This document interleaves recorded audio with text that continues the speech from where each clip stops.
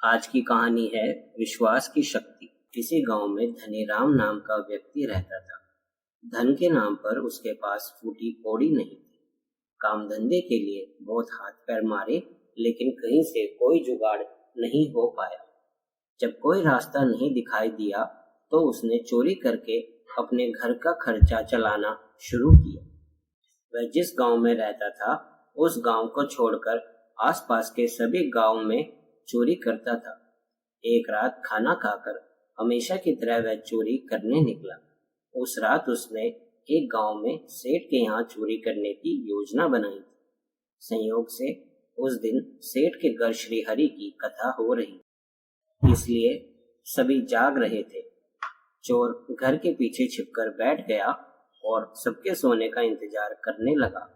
इसी बीच उसने भी श्री हरि की कथा सुनी। पंडित जी श्री हरि का वर्णन कर रहे थे। सुंदर चमकीले मोती, माणिक के जड़े वस्त्र, सोने का मुकुट धारण किए, तारों सी चमचमाते मोतियों की माला धारण किए प्रभु प्रकट हुए। जब ये बातें चोर के कान में पड़ी तो उसने सोचा कि ये व्यक्ति जरूर बड़ा मालदार है, इसके घर चोरी करनी चाहिए। पंडित जी से उसका पता पूछने के लिए वह उतावला हो गया।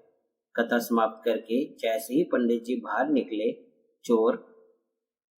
चोर ने उनका पीछा करना शुरू कर दिया।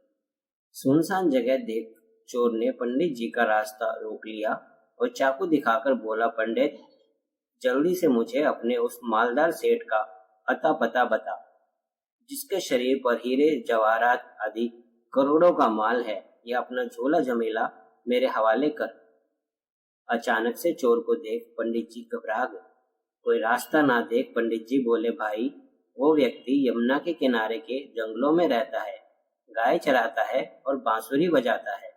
इतना सुनकर चोर ने अपना रास्ता बदल दिया और उस अनजान व्यक्ति की खोज में निकल गया।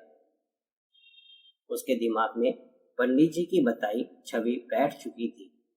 बहुत दिनों तक यमुना के जंगलों में वह चोर भटकता रहा, लेकिन उसे वैसा कोई भी व्यक्ति नहीं मिला। भूख और प्यास से हताश और निराश होकर वह एक पेड़ के नीचे बैठ सुस्ताने लगा। तभी उस चोर की आंख लग गई। उसे एक सपना आया जिसमें उसने उसी व्यक्ति को देखा जिसके बारे में पंडित जी ने बताया था। झुंझलाकर चोर की आंखें खुल गई तो उसने देखा कि सामने वही ग्वाला अपनी गायों के साथ आभूषणों से युक्त वस्त्रों में खड़ा है। चोर ने अपनी कुल्हाड़ी उठाई और उसके पास जाकर बोला, तुझे ढूंढने में मुझे बहुत भटकना पड़ा। अब झटपट अपना सारा माल उतारकर मेरी झोली में रख दे, वरना आज तेरा राम नाम सत्य हो जाएगा। श्री कृष्ण ने मुस्कुराते हुए कहा, भाई, उस पेड़ के नीचे मैंने इससे भी ज्यादा माल गाड़ रखा है, तुझे जितना चाहिए ले जाओ।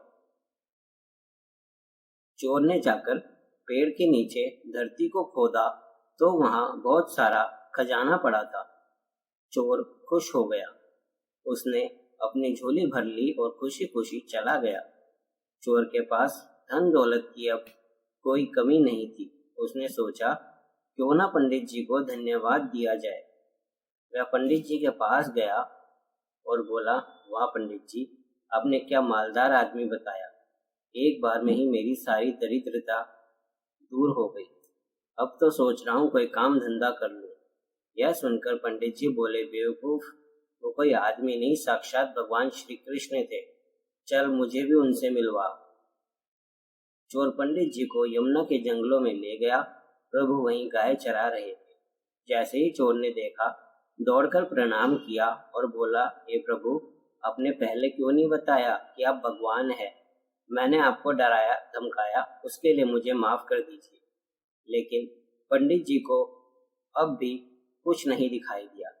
वह झुंझलाकर बोले, अरे प्रभु, कहाँ है और तू किससे बातें कर रहा है।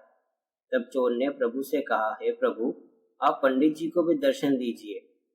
प्रभु बोले, देख, तू चोर है, लेकिन तेरा विश्वास अटूट है और तेरा हृदय भी सरल है। जो पंडित ने कहा वह तूने मान लिया, लेकिन जिस पंडित ने तुझे मेरा पता बताया वो खुद कभी मुझसे मिलने नहीं आया, अतः उनका मुझ में विश्वास भी नहीं, इसलिए उसे दर्शन नहीं हो सकते। इतना कहकर प्रभु हंसने लगे और वहां से अंतर्ध्यान हो गए। जिस तरह विश्वास से पंडित जी के कहने पर चोर ने भरोसा कर लिया और ईश्वर के दर्शन हो गए, लेकिन विश्वास नहीं होने के कारण पंडित जी को कोई लाभ नहीं हुआ, उसी तरह हम भी शास्त्रों और महापुरुषों के वचनों का विवेक पूर्वक पालन करना उसी तरह हमें भी शास्त्रों और महापुरुषों के वचनों का विवेक पूर्वक पालन करना शुरू कर देना चाहिए। तो ऐसा कोई कारण नहीं कि हमें लाभ ना